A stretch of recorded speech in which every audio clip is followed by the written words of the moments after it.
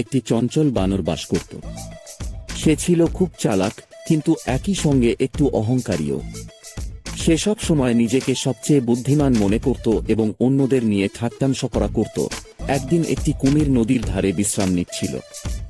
বানরটি গাছ থেকে লাফিয়ে এসে বলল, তুমি তো খুব ধীর, তোমার মতো অলস প্রাণী বাঁচে কি করে?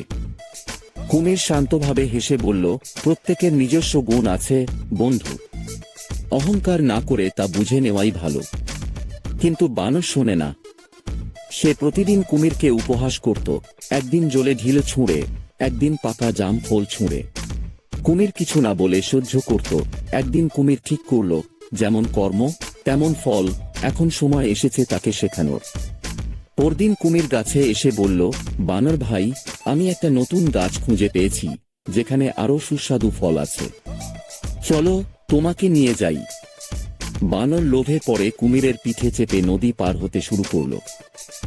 মাঝনদিকে কুমির হঠাৎ থেমে বলল, বানর ভাই, তুমি প্রতিদিন আমায় অপমান করো, ঢিল মারো, ফল ছুঁড়ে দাও। এখন আমি তোমাকে সেই ফলের জায়গায় না নিয়ে একটু শিখিয়ে দিই অহংকারের ফল কি।